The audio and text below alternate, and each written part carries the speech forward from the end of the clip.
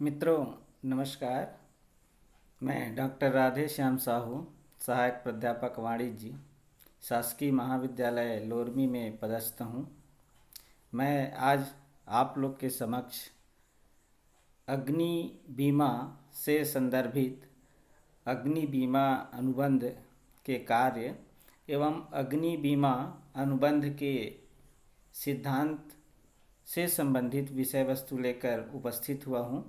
आइए चलते हैं अग्नि बीमा अनुबंध के संदर्भ में अध्ययन करें। सर्वप्रथम हम इस अनुबंध अधिनियम में अग्नि को समझते हैं। अग्नि से क्या तात्पर्य है? अग्नि बीमा के संदर्भ में अग्नि का एक विशिष्ट अर्थ होता है जो कि अग्नि के सामान्य अर्थ से भिन्न है। चूँकि हम यह जानते हैं यह एक सामान्य अनुबंध है और सामान्य अनुबंध के सभी वैधानिक जो तत्व है वो इस अनुबंध अधिनियम में लागू होते हैं। इसी परिप्रेक्ष्य में यहाँ पर हम अग्नि से क्या आशय है इसको समझते हैं, जिसमें यह कहा गया है कि अग्नि बीमा के संदर्भ में अग्नि का एक विशिष्ट अर्थ है जो अग्नि के सामान्य अर्थ से भिन्न है। अग्नि बीमा में जहां अग्नि द्वारा हानि होने पर बीमा कंपनी के ऊपर क्षतिपूर्ति का दावा होता है, वहां अग्नि का विशेष अर्थ होता है। इसमें अग्नि का अर्थ यह है कि अग्नि से ज्वाला उत्पन्न हो और जो आकस्मिक रूप से प्रकट हुई हो। अग्नि बीमा में यह साबित करना महत्वपूर्ण होता है कि हानि अग्नि द्वारा ही हुई हो। इसके अंतर्गत मुख्य बातें जो अग्नि बीमा अनुबंध में अग्नि को लेकर के है वह यह है, सर्वप्रथम अग्नि से ज्वाला उत्पन्न हुई हो, दूसरा अग्नि आकस्मिक रूप से उत्पन्न हुई हो, और तीसरा नंबर यदि हम चाहें तो इसमें शामिल कर सकते हैं उस उत्पन्न हुई अग्नि से किसी बीमित संपत्ति का नष्ट होना, अर्थात उनसे हानि होना। ये अग्नि बीमा अनुबंध में अग्नि से आशय है। अग्नि बीमा अनुबंध के कार्य। अग्नि बीमा व्यवसाय मुख्य रूप से अग्नि से हानि होने पर बीमाधारी व्यक्ति को बीमित राशि या क्षतिपूर्ति की राशि उपलब्ध कराकर सहयोग करना होता है। इस अनुबंध का मुख्य उद्देश्य यही है कि बीमित राशि या क्षतिपूर्ति की जो भी राशि है, जोखिम या घटना के घटित होने के पश्चात बीमाधारी व्यक्ति को सहयोग के रूप में उपलब्ध कराना होता है। किंतु अग्नि बीमा व्यवसाय के कार्यों को हम दो वर्ग में विभाजित करके समझ सकते हैं। प्रथम वर्ग में हम ऐसे कार्य को लें जो मूलतः अग्नि बीमा व्यवसाय को प्रारंभ करने के लिए अति आवश्यक है। प्रत्यक्ष कार्य और अप्रत्यक्ष कार्य। प्रत्यक्ष कार्य के अंतर्गत हम मुख्य रूप से इन कार्यों को शामिल करेंगे जो आपको ये दिखाई दे रहे हैं। सर्वप्रथम है आर्थिक सुरक्षा। अग्नि बीमा व्यवसाय से या अग्नि बीमा अनुबंध पर अग्नि से हानि होने की दशा में बीमित संपत्ति नष्ट हो जाती है और बीमाधारी जो भी व्यक्ति है उनको आर्थिक नुकसान होता है। अतः हमारा सर्वप्रथम उद्देश्य होगा और कार्य होगा कि उनको आर्थिक सुरक्षा प्रदान करें। दूसरा महत्वपूर्ण कार्य है इसका निश्चितता प्रदान करना।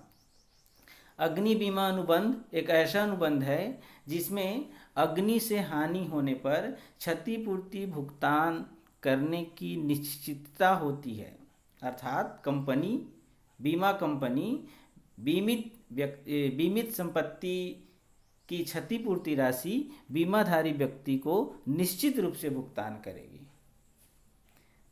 थर्ड नंबर के कार्य है प्रत्यक्ष कार्य में अग्नि से हानि व उसके भार को कम करना। स्वाभाविक है, यदि कोई संपत्ति जिसका हम बीमा कराए हुए हैं वो अग्नि से नष्ट हो गई तो हानि ही होगी, और साथ साथ जो वित्तीय भार है हानि की जो मात्रा है सर्वाधिक होती है। यदि हम क्षतिपूर्ति के रूप में उसको भुगतान कर रहे हैं तो उनसे उनकी हानि की भार कम हो जाती है। समाज में स्थिरता बनाए रखना, किसी व्यक्ति विशेष के संपत्ति नष्ट हो जाने के बाद वह परिवार, वह समाज बिखरने लगता है, उनके पास आर्थिक परेशानियां बढ़ जाती है।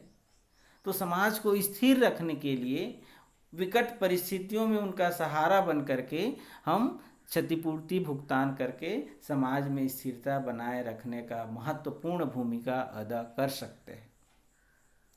बीमाधारी व्यक्ति के कार्यक्षमता को बनाए रखना, यह एक मानव स्वभाव के लिए स्वाभाविक ही परिस्थिति है कि यदि किसी व्यक्ति विशेष की कोई संपत्ति नष्ट हुई हो तो उनकी कार्य क्षमता बिल्कुल नीरस हो जाती है, समाप्त हो जाती है। यदि हम उनकी क्षतिपूर्ति राशि का भुगतान करते हैं बीमा कंपनी के माध्यम से, तो बीमाधारी व्यक्ति अपनी पुनः ऊर्जा से, अपनी पुनः कार्य क्षमता से कार्य करना प्रारंभ कर देता है। वाणिज्य एवं उद्योग को आर्थिक सहायता, अनेक ऐसी व्यवसायिक गतिविधियां भी देखने को मिलता है जो अग्नि से नष्ट हो जाती है। ऐसी परिस्थिति में वाणिज्य व उद्योग भी प्रभावित होते हैं अग्नि से हानि में या अग्नि बीमा में। तो इस परिस्थिति में वाणिज्य व उद्योग को आर्थिक सहायता, अगर हम क्षतिपूर्ति राशि भुगतान कर रहे हैं तो व्यापार, उद्योग, धंधे अनवरत रूप से चलता रहेगा, किसी में कहीं पर रुकावट नहीं होगी। समाज को आर्थिक सहायता, समाज में समाज के व्यक्ति विशेष को, जिस व्यक्ति विशेष का संपत्ति नष्ट हुआ है उनको हम अग्नि बीमा के माध्यम से क्षतिपूर्ति राशि भुगतान कर आर्थिक सहायता प्रदान करते हैं। अप्रत्यक्ष कार्य, अग्नि बीमा अनुबंध से संबंधित कुछ अप्रत्यक्ष कार्य है जिसको हम पॉइंट वाइज देख रहे हैं और इसकी विश्लेषण भी करते हुए चलें। जोखिम की जांच पड़ताल करना, कोई भी बीमा कंपनी जब तक जोखिम का पूर्वानुमान नहीं लगाएगा, जोखिम का विस्तृत जांच नहीं करेगा, तब तक के अनुबंध को करने के लिए सहमति प्रदान नहीं करेगा। अर्थात पूर्णतः जोखिम का अनुमान लगाएं, किसी विशेष परिस्थितियां हैं कि इसमें कितनी जोखिम निहित है और जोखिम की जांच पड़ताल कर कर ही हम अनुबंध की सहमति प्रदान करें। जोखिम सुधार हेतु व्यवहारिक सुझाव देना, साथ ही यदि हम अग्नि बीमा अनुबंध सहमति दे दिए और हमारा अनुबंध भी हो गया, अनुबंध चालू भी हो गया, तो जोखिम का मूल्यांकन करते रहें और जोखिम से बचने के लिए हम बीमाधारी व्यक्ति को उचित रूप से मार्गदर्शन देते रहें, उनको सुझाव देते रहें, परिस्थितियों से अवगत कराते रहें कि किस प्रकार से हम जोखिम से बच सकते हैं। संपत्ति को अग्निकांड से बचाने का सतत प्रयास करना, यह भी एक अति महत्वपूर्ण कार्य है, लेकिन अप्रत्यक्ष कार्य है कि कोई भी व्यक्ति या कोई भी संस्था ये नहीं चाहता कि इनकी संपत्ति नष्ट हो, तो हमें संपत्ति को बचाने का सतत प्रयास करना चाहिए। बीमाधारी व्यक्ति को उपाय बताना चाहिए, परिस्थिति विशेष पर उनकी सहायता करनी चाहिए। यदि हमको ऐसा ज्ञात हो गया कि निर्धारित स्थान पर किसी संपत्ति पर आग लगी हुई है और हम आसपास के लोगों से सहायता लेकर के या फायर ब्रिगेड की सहायता लेकर के उस संपत्ति को बचाने का प्रयास कर सकते हैं। जोखिम व बीमा योग्य हित के अनुमानों के आधार पर प्रीमियम का निर्धारण करना, यह भी एक महत्वपूर्ण कार्य है बीमा कंपनी के दृष्टिकोण से कि जोखिम व बीमा योग्य हित, कितनी जोखिम की संभावना है और जो संपत्ति हमने बीमा कराया है या बीमा करने योग्य संपत्ति है उनकी बीमा योग्य हित का मूल्य क्या है। इन दोनों के आधार पर ही हम प्रीमियम का निर्धारण करते हैं और प्रीमियम के आधार पर भी क्षतिपूर्ति राशि का निर्धारण होता है। समाज में अग्निकांड से बचने हेतु जन जागरूकता कार्यक्रम चलाना, इसके साथ ही कभी कभी समाज में या गाँव में अज्ञानतावश अग्निकांड निर्मित हो जाते हैं, तो हम जन जागरूकता फैलाएं। मुख्य रूप से जो नासमझ छोटे छोटे बच्चे हैं उनके माध्यम से माचिस की तीली लेकर के आग लगा दिए जाते हैं धोखे से। उनको इतना ज्ञान नहीं है कि माचिस की तीली से वृहद रूप में घर में आग लग सकती है। अतः हम घरों में एक जन जागरूकता चलाएं, बच्चों की पहुंच से माचिस को दूर रखें, अन्य कार्यक्रम चलाएं जिससे बच्चे भी देख करके समझें और बड़े बुजुर्ग भी देख करके समझें कि कैसे हम आग से बच सकते हैं। अग्नि बीमा के सिद्धांत दूसरा महत्वपूर्ण पहलू है आज के इस वीडियो लेक्चर में। अग्नि बीमा के सिद्धांत, प्रिंसिपल्स ऑफ फायर इंश्योरेंस।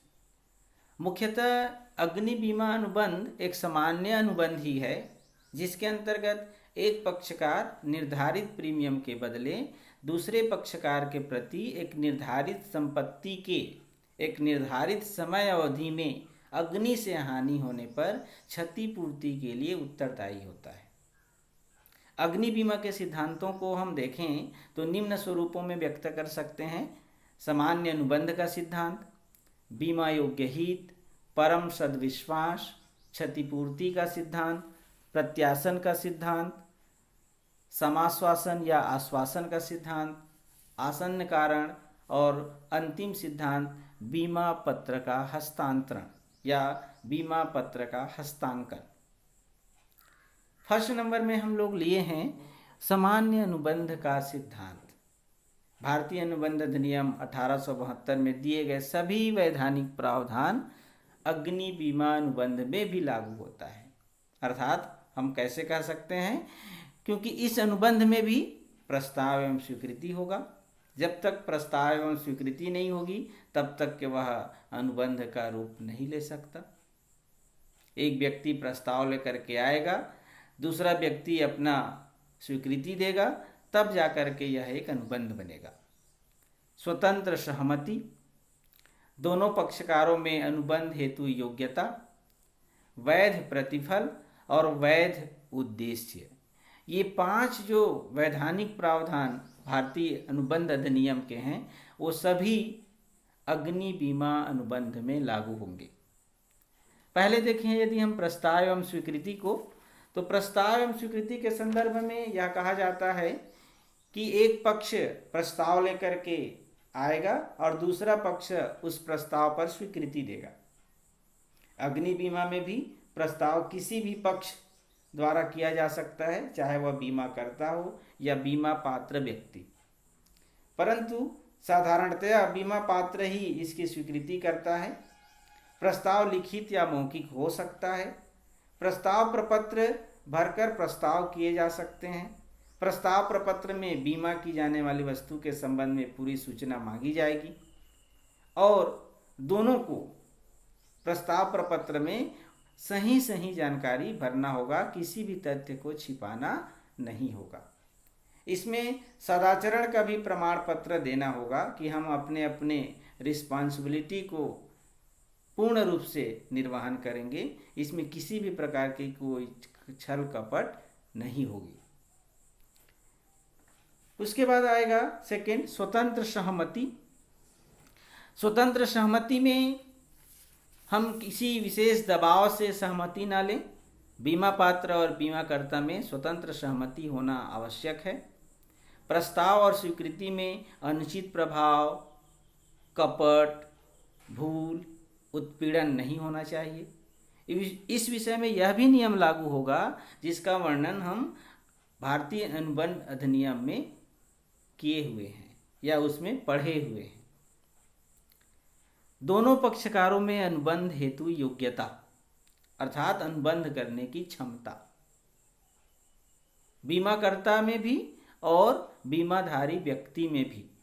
यदि बीमाधारी व्यक्ति अस्वस्थ है, अवयस्क का है, स्वस्थ मस्तिष्क का नहीं है या किसी न्यायालय के द्वारा दंडित किया गया है, तो इस परिस्थिति में वे अनुबंध करने हेतु सक्षम नहीं है, अर्थात अनुबंध करने की सक्षमता उसमें निहित नहीं है। तो हम पहले ये क्लियर कर लें कि दोनों पक्षकारों में अनुबंध हेतु योग्यता निहित है, फिर अग्नि बीमा अनुबंध करें। वैध प्रतिफल, अग्नि बीमा में भी अन्य बीमा की भांति एक वैध प्रतिफल का होना जरूरी है। प्रतिफल रहित अनुबंध मुख्यतः वैध अनुबंध नहीं माना जाएगा।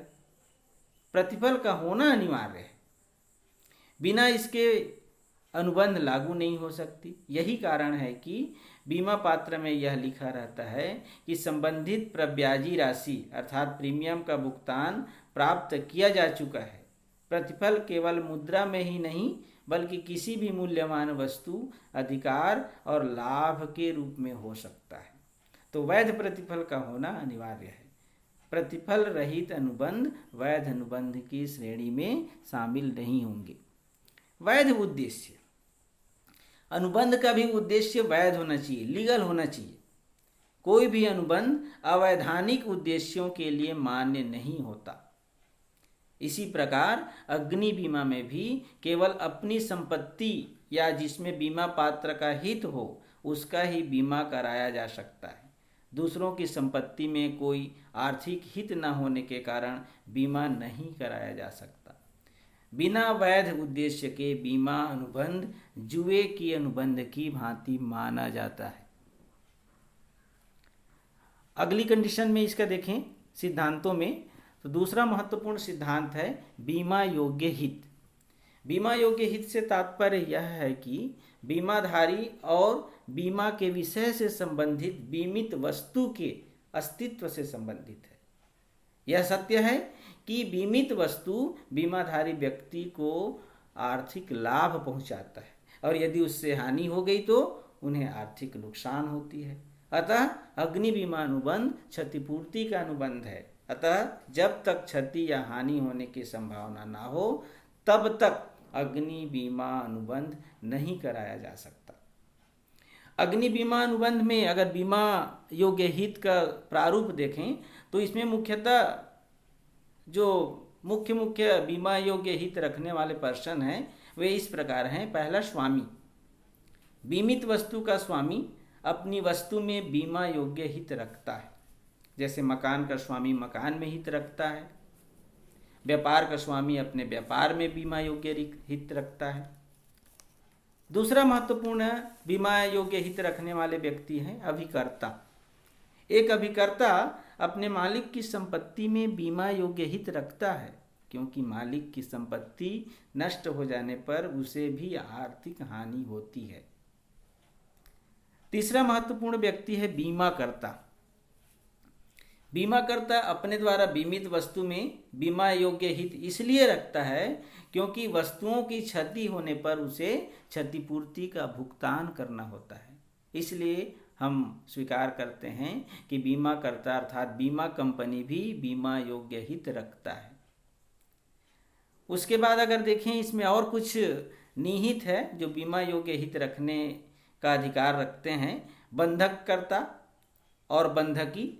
बंधककर्ता अपने संपत्ति के पूर्ण मूल्य तक बीमा योग्य हित रखता है। इसी प्रकार बंधकी भी बंधक पर रखी हुई वस्तु पर बंधक की रकम तक बीमा योग्य हित रखता है। बंधक की रकम अर्थात ऋण प्लस ब्याज की राशि, उसके मूल्य तक वो बीमा योग्य हित रखता है।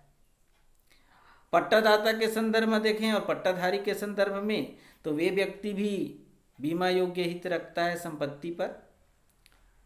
पट्टे पर रखी गई संपत्ति पर बीमा योग्य हित रखते हैं दोनों, पट्टादाता और पट्टाधारी भी, क्योंकि इनके हितों की हानि संपत्ति के नष्ट होने पर होती है। इस प्रकार ये बीमा योग्य हित का सिद्धांत अग्नि बीमा अनुबंध में लागू होता है।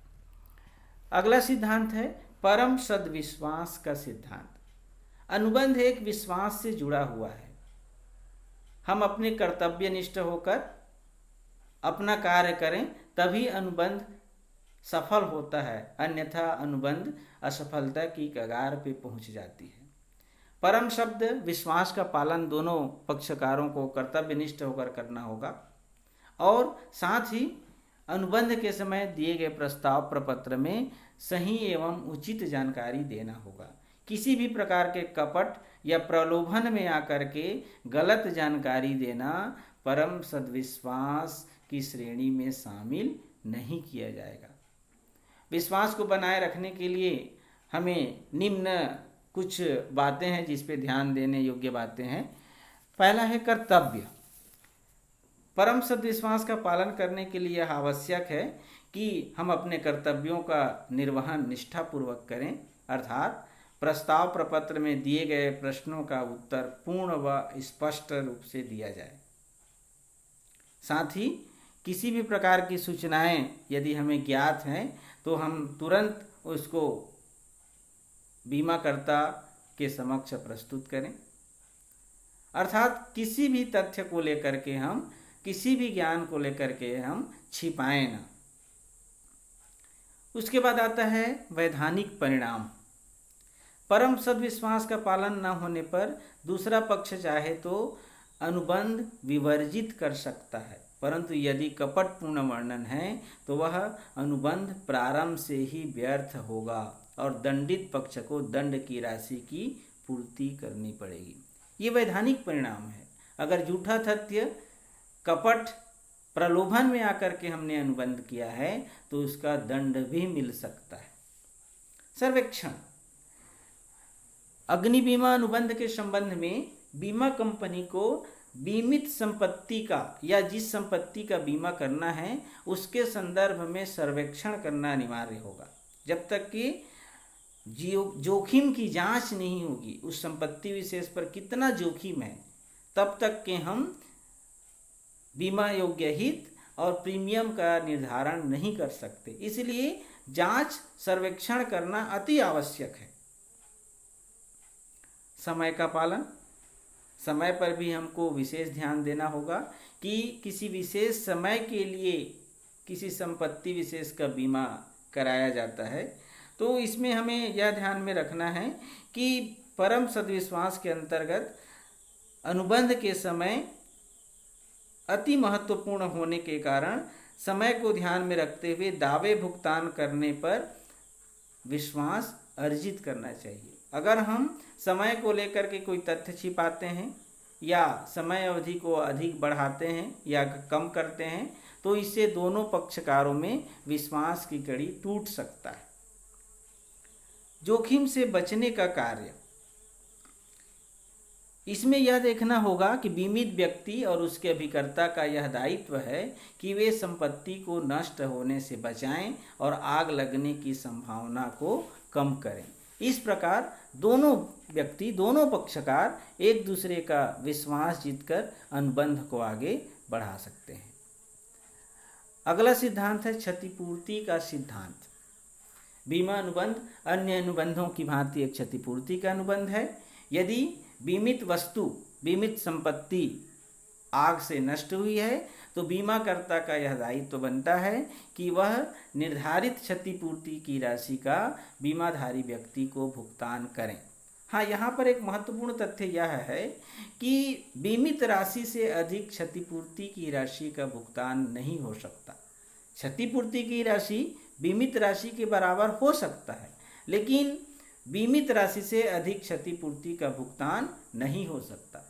यदि अधिक क्षतिपूर्ति का भुगतान बीमा कंपनी के द्वारा बीमाधारी व्यक्ति को किया जा चुका है और ज्ञात होने पर बीमाधारी व्यक्ति को आधिक्य राशि बीमा कंपनी को वापस करनी होगी।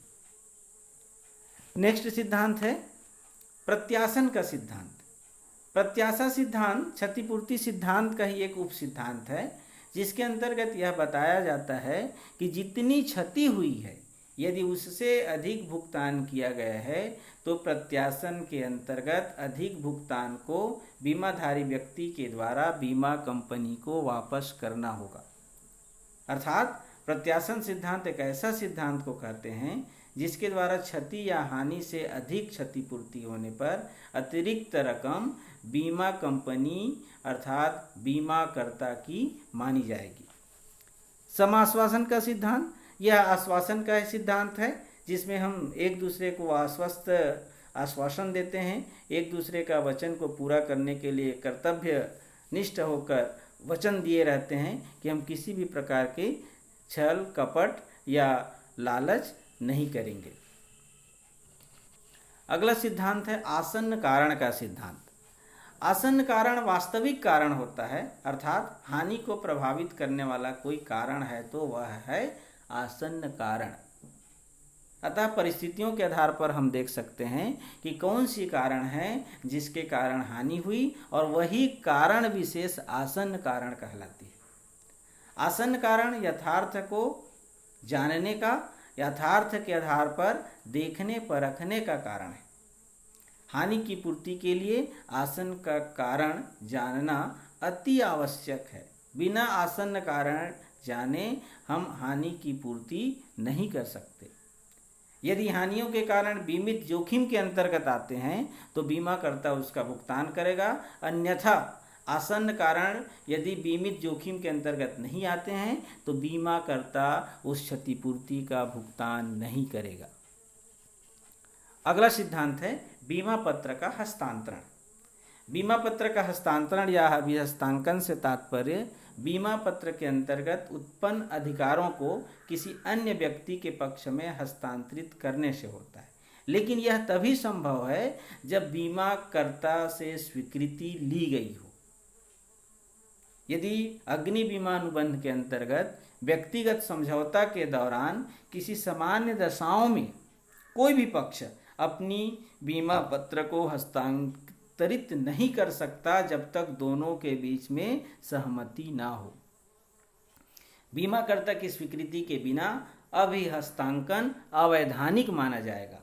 बीमा पत्र में यह लिखा रहता है कि यदि बिना लिखित स्वीकृति के इस बीमा पत्र का अभिहस्तांतरण किया गया है तो बीमा पत्र अवैधानिक समझा जाएगा। इस प्रकार से आज के इस वीडियो लेक्चर में हम मुख्य रूप से अग्नि के अर्थ, अग्नि बीमा के कार्य और अग्नि बीमा अनुबंध से संबंधित सिद्धांतों का अध्ययन किया। आप सबने ध्यानपूर्वक सुना, इसके लिए बहुत बहुत धन्यवाद। Thank you.